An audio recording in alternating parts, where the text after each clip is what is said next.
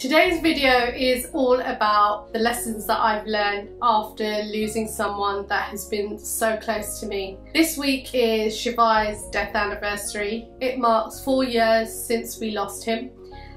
It's a monumental kind of week for us because so much is going on, and usually around about the time that it starts to hit the end of August, and particularly from the 1st of September, I've noticed over the years that my mood changes.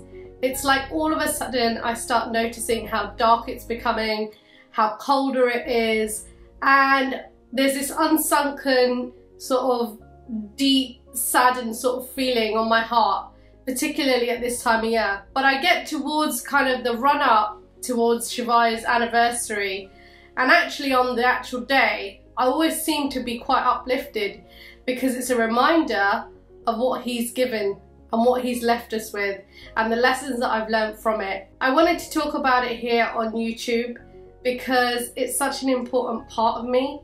It shaped my life and how it is today. And I also wanted to kind of share this with you because loss can come in the form of so many different ways. It can come in the form of losing someone that you love. It can come in the form of an estrangement with a person that was once close to you, but is still around, but you don't necessarily have a relationship with them. It can come in the form of a separation or a divorce. And I've talked to many people. Many people have also reached out to me when I talk openly about what Shivai's death has taught us as a family and as an individual. And one of the biggest things that I realized is that we have common fears and common emotions that we all go through, and it doesn't matter how that loss has happened, but you do kind of have this common sense of waves that you kind of go through in that journey. So the lessons that I've learned, what have I learned since Shivai died? There's so many things that I'm grateful for in terms of what Shivai has taught me and what his passing has more importantly taught me. There's things that I do now differently in how I live my life. There's things that my family do that are different to how they live their lives. And it's not just us. His death seems to have impacted so many people that have been close to us, and I can see how they've made transformations in their life. All of that encompassed together has framed who we are as individuals today. I can't tell you how much gratitude plays such an important part of my life. Whether that's me waking up each morning and writing out in my gratitude journal, or that's me saying it as part of my meditation and my prayers, or when I go to bed, or when a small little thing might happen. For example, I might be walking down the street and someone might smile, and I'll smile back. To me, that's a sign of being so grateful for that stranger smiling at me and kind of uplifting that part of my day. So being grateful is one of the biggest lessons that I've learned. The second part that I've learned, and this has only happened as time has gone on, and I think it's almost happened when I got through the trauma of losing Shivai and I started to embody and let myself be present to the grief that I was going through. The second part is life goes on. Now, whether I want to sit here in sorrow and embed myself into the loss of Shivai, I have often thought about kind of doing that in the early stages and just felt like life could not go on and just be sad constantly and just think about him, his memories, be haunted by so many things that were happening at that time. And I remember an incredible woman in my life, my mum. She once said to me, and this was a few months after Shivai died, as soon as we'd found out that Kai was on his way, she said to me, in my own language, in Gujarati, she said to me, "What's happened has happened, but remember, you still have Avi and you have another baby on its way. And you need to focus your attentions on healing yourself, remembering Shivai, but also coping with life moving on." And I guess having Avi and having Kai has given me that sense of routine. Getting back into makeup also gave me that sense of routine. Waking up in the morning, having a routine in the morning, getting the children ready for breakfast and school runs, coming back, then focusing on work, having a timetable of the kids will be home at a certain time, getting prepped up for dinner, bath, bed, and then our time together, you know, with my husband. So I guess life goes on. This week has been reminiscent of that. You know, this week has been his death anniversary. It's also been an incredible milestone in both Avi and Kai's education. Kai started nursery this week. Avi's had a big milestone and some exams. So I guess, you know, having something to always work towards with the other children and in my own life has helped me to pick up the pieces and just continue to move on. And it doesn't matter what happens, you know, if someone, I guess it doesn't matter what's happened in my own life, life doesn't stop for everybody else. And things happen. People continue to fall in love, people continue to get married, people continue to have children, people continue to pass away, and that's all a part of kind of growing from the grief and being able to move forward with life and not be haunted by the past necessarily, but to cherish and remember those memories. So that's the second thing. The third thing I've realized is aligning myself with the right people. And when I say the right people, when you go through a trauma like this, you start to realize who those are that have always supported you in good times and in not so good times. And it's not a sense of kind of abandoning other people. It's just that everybody comes into your life to teach you something or show you a lesson.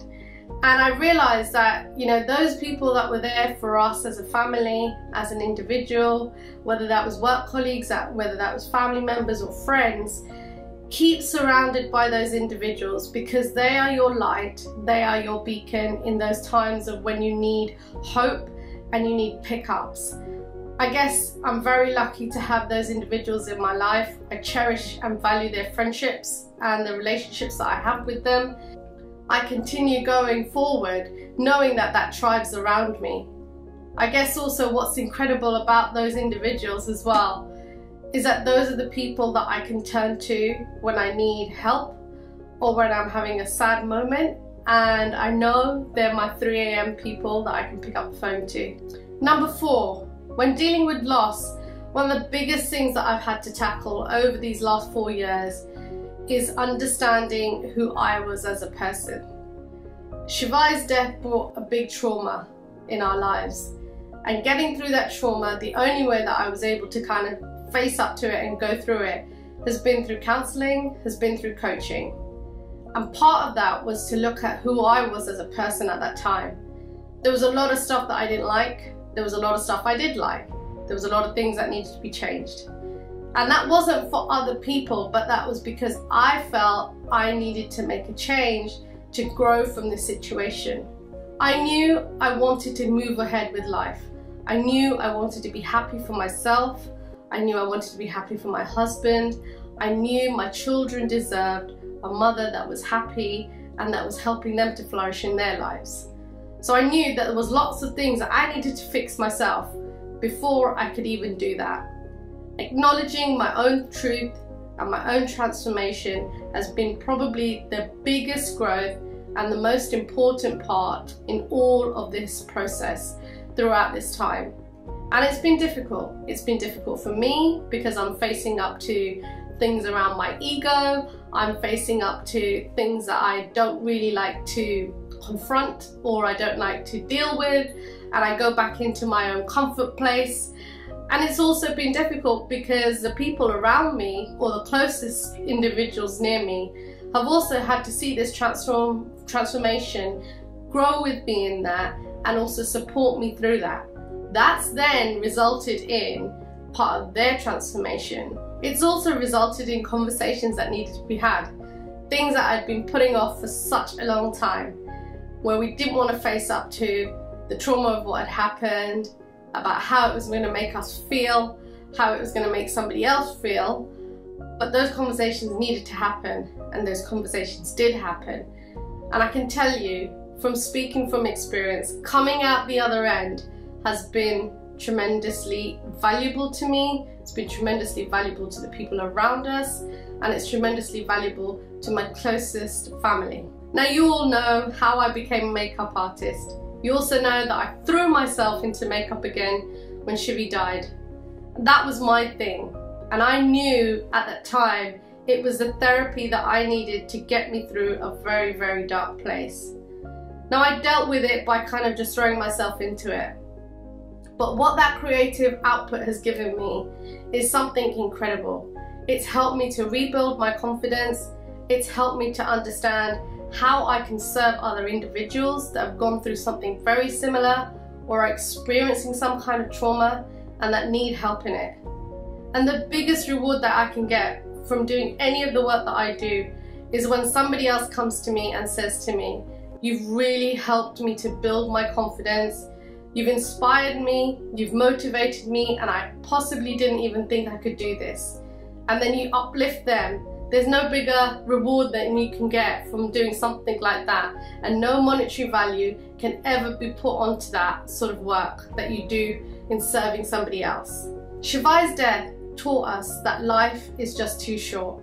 Now, I've grown up knowing that people are born, people die, and they move on. But my expectation has always been that you get to a certain age and then, you know, some form of either illness or sickness or something happens and people pass away. My naivety in all of that has been that you get to a certain age when you're maturer and that happens.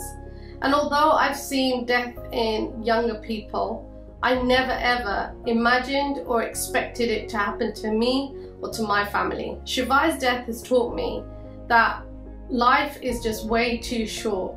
And I had been putting off so many things that I kept saying to myself, I'll do that when I'm retired. I'll get involved with this charity when I'm retired, because I always have wanted to do charity work. And I remember thinking to myself, why am I doing all of these things waiting for 60?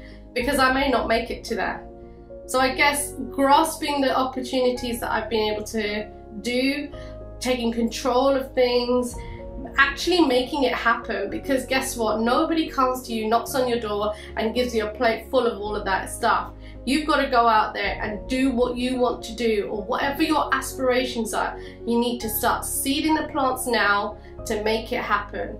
Life is just way too short and you need to live for today, not tomorrow. I really hope some of these lessons have resonated with you guys and they'll help with anything that you're dealing with or going through. I can't say that, you know, I'm over Shivai's death, because it's just a new normal way of coping with his presence not around. But I choose to continuously be grateful for the 8 months that he was alive here and the 7 months that he was in my tummy, and what he has taught me as a result of that, what he's taught our family. And I choose to kind of have my own happiness, you know, be a happy person for my family, go out there and do all the things that I really want to do with my life, because I don't know when my time is going to be up. And so I'm not going to put off things until I'm 60 or 70. You know, I'm going to continue to carry on doing them today. I just want to take this opportunity for those that are watching this to say thank you so much for watching it, and do let me know what your thoughts are around this if you like this video.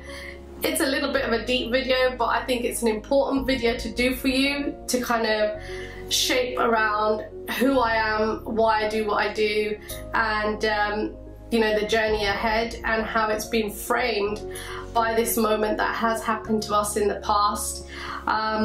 Wherever Shivai is, he's always with me. He's always here through my children, through my husband, and I know that, you know, that guiding light is always going to stay with us forever.